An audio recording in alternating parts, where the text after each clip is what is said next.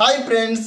ప్రస్తుత కాలంలో ప్రపంచవ్యాప్తంగా అమెరికా అధ్యక్షుడైనటువంటి డొనాల్డ్ ట్రంప్ గారు తనకు ఉన్నటువంటి అధికారాలను దుర్వినియోగం చేస్తూ ప్రపంచవ్యాప్తంగా ఎన్నో దేశాలను శత్రువులుగా మార్చుకుంటూ ఆ దేశాలపైన దారుణంగా సుంకాలు వేయడాన్ని ఒక అలవాటుగా మార్చుకున్నాడు.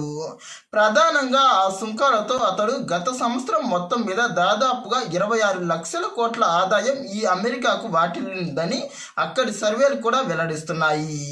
ఇక ఇంతవరకు ఈ అధ్యక్షుడు వాళ్ళకు చేసింది బాగానే ఉన్నప్పటికీ ప్రస్తుతం ప్రపంచవ్యాప్తంగా అమెరికా అధ్యక్షుడి యొక్క ఈ అహంకారాన్ని దించేలా ప్రస్తుతం అక్కడి సుప్రీంకోర్టు అతడిపైన గట్టి వాదన వినిపించింది. మెయిన్గా అమెరికా అధ్యక్షుడిగా ఉన్నప్పటికీ అతడికి అసలు ప్రపంచంలోని మిగతా దేశాలపైన సుంకాలు విధించే అధికారం ఉందా అని కోర్టే అతన్ని ప్రశ్నించింది.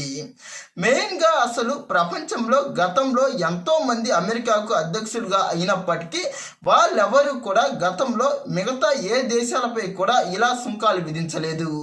వాళ్ళు కేవలం అమెరికాకు ఎదురు తిరిగిన దేశాలపైన కొన్ని ఆర్థిక పరమైన ఆంక్షలు మాత్రమే విధించారు.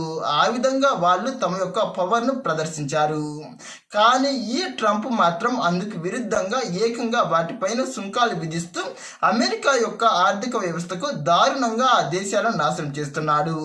ఈ అంశాన్ని గత కొన్ని నెలల నుండి సుప్రీంకోర్టుకు తీసుకుని వెళ్ళగా ప్రస్తుతం అమెరికా సుప్రీంకోర్టు ఈ అధికారం అసలు ట్రంప్ గారికి లేదని, ప్రధానంగా ప్రపంచవ్యాప్తంగా అమెరికాకు ఎదురు తిరిగినా లేదా ప్రపంచంలో కొన్ని అనైతిక శక్తులుగా మారినటువంటి దేశాలపైన సుంకాలు విధించే అధికారం కేవలం అమెరికా కాంగ్రెస్కే ఉందని, అంటే ప్రస్తుతం భారతదేశంలో దిగువ సభ అనగా లోక్సభకు ఎలాంటి అధికారాలు ఉన్నాయో అమెరికాలో కాంగ్రెస్ అంటే దిగువ సభ అని అర్థం. ప్రధానంగా ఈ దిగువ సభలో ఉన్నటువంటి ఎంపీలు మాత్రమే ప్రపంచంలో ఉన్నటువంటి మిగతా దేశాలపైన సుంకాలు విధించడమో లేదా వాటిని రద్దు చేయడమో చేయాలని వాళ్ళందరి యొక్క ఆమోదాన్ని పొందిన తర్వాతనే అతడు ఈ నిర్ణయం తీసుకోవాలని ప్రస్తుతం అమెరికా సుప్రీంకోర్టు ఈ ట్రంప్ పైన మొట్టికాయలు వేసిందనే చెప్పాలి.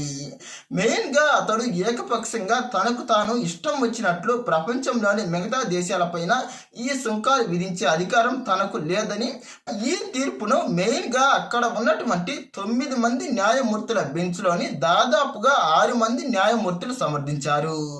మెయిన్గా ఈ 6 మంది న్యాయమూర్తుల్లో కూడా దాదాపుగా 3 ఈ ట్రంప్ నియమించిన వారే. మెయిన్గా ఈ ట్రంప్ నియమించినటువంటి న్యాయమూర్తులు కూడా ఇలాంటి వాదనలే వినిపించడంతో ప్రస్తుతం ఈ ట్రంప్ పైన ప్రపంచవ్యాప్తంగా చాలా తీవ్రమైన విమర్శలే వెల్లువెత్తుతున్నాయి.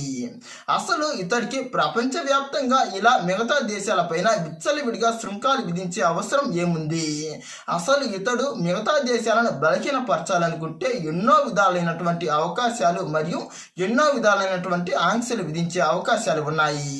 కానీ వాటన్నింటినీ కాదని ఇతడు సులభంగా మిగతా దేశాల నుంచి డబ్బులు రాబట్టేందుకే ఇలా కుయుక్తులు పన్నుతున్నారని ప్రపంచవ్యాప్తంగా ఎన్నో మీడియా సంస్థలు ఇతడి యొక్క బండారాన్ని ప్రపంచానికి పరిచయం చేశాయి. అంతేకాకుండా ప్రస్తుతం ఈ ట్రంప్ చేస్తున్నటువంటి చాలా విధాలైన దుశ్చర్యలు అక్కడి అమెరికా ప్రజలే చాలా దారుణంగా ఇతడిని విమర్శిస్తున్నారు. ప్రధానంగా ఇతడు కేవలం మేక్ అమెరికా గ్రేట్ అగైన్ అని అంటూ నినదిస్తున్నప్పటికీ అతడు తీసుకున్నటువంటి ప్రతి నిర్ణయం అనేది అమెరికాను చాలా దారుణంగా నాశనం చేస్తున్నది. ఈ మధ్య కాలంలో భారత్ పైన 500% సుంకాలు అని మరియు EU దేశాలపైన దాదాపుగా 50% సుంకాలని అతడు దాదాపుగా ఈ సుంకాలపైన తన యొక్క వాదనలన్నింటినీ వినిపించి ఏకంగా ఈ ఆమోదాన్ని కూడా చట్టసభగా మార్చేందుకు అతడు ఎన్నో ప్రయత్నాలు కూడా చేశాడు. దీంతో యూరోపియన్ యూనియన్లోని చాలా దేశాలు ఈ అమెరికాకు వ్యతిరేకంగా మారడానికి కూడా సయ్యన్నాయనే చెప్పాలి. ఒక విధంగా ఇలా చేయడం వల్ల ప్రపంచ శాంతికి కూడా భంగం వాటిల్లే అవకాశం ఉంది. ఇప్పటి వరకు యూరోపియన్ యూనియన్ దేశాలు అనేవి అసలు యుద్ధం పైన శ్రద్ధ కూడా పెట్టలేదు. ఇక ఈ ట్రంప్ తీసుకుంటున్నటువంటి ఈ నిర్ణయాల మూలంగా రేపటి రోజున ఏదైనా యుద్ధం వాటిల్లితే మన పరిస్థితి ఏంటన్నది ప్రతి దేశం ప్రశ్నించుకుంటున్నది. అందుమూలంగా ఈ ట్రంప్ పైన చాలా దారుణమైన విమర్శలు రావడంతో పాటు ఆయా దేశాలన్నీ కూడా ఈ అమెరికా కింద ఉండడం కంటే తమకు తాముగా స్వేచ్ఛగా ఉండేందుకే ఎక్కువగా మొగ్గు చూపుతున్నాయి. దీంతో టోటల్ మీద వీటన్నింటి పరిణామాల దృష్ట్యా ప్రస్తుతం అమెరికా సుప్రీంకోర్టు ఈ ట్రంప్ పైన ఇలా మంచి తీర్పు ఇవ్వడం నిజంగా చాలా చాలా గొప్ప అంశం. కానీ ఈ ట్రంప్ మాత్రం ఇప్పటికీ మొండిగా ప్రవర్తిస్తూ ఈ అమెరికా సుప్రీంకోర్టునే చాలా దారుణంగా విమర్శిస్తున్నారు. ప్రధానంగా అక్కడ ఉన్నటువంటి జడ్జీలు ప్రపంచంలో ఉన్నటువంటి అసాంఘిక దేశాల యొక్క కార్యకలాపాలకు మరియు ఆ దేశాల యొక్క ఆధీనంలో పనిచేస్తూ వాటికి ఇన్స్పీరియల్గా ఉంటూ వాటికి అనుకూలంగా తీర్పులు ఇచ్చారని వాళ్ళు అమెరికా వాళ్ళు కాదన్నట్టు వాళ్ళను చాలా దారుణంగా ఇతరులు ట్రోల్ చేస్తున్నారు. ప్రధానంగా వీళ్ళు ఇలా తీర్పు ఇచ్చినప్పటికీ తన యొక్క అధికారం దృష్ట్యా నేను ఇప్పటికీ కూడా నా యొక్క నిర్ణయాన్ని మార్చుకోనని ఇంకా 10% టారిఫ్స్ విధించేందుకు నేను ఇప్పటికీ సంసిద్ధంగా ఉన్నానని అతడు ప్రకటించడమే ప్రస్తుతం హాస్యాస్పదం. మరి రాబోయే రోజుల్లో ఇతడు ఎలాంటి నిర్ణయాలు తీసుకుంటాడో చూడాలి. ఇలాంటి మరిన్ని ఇంట్రెస్టింగ్ వీడియోస్ కోసం మా ఛానల్ను సబ్స్క్రైబ్ చేయండి. ఈ వీడియో నచ్చితే లైక్, షేర్, కామెంట్. ప్రధానంగా ఇప్పటి వరకు ఈ వీడియో చూసిన వాళ్ళందరికీ ఒక ప్రశ్న. ప్రధానంగా అమెరికా యొక్క రాజ్యాంగ వ్యవస్థకు మన భారత రాజ్యాంగ వ్యవస్థకు మెయిన్ తేడా ఏంటి? మీ అభిప్రాయాన్ని కామెంట్ చేయండి.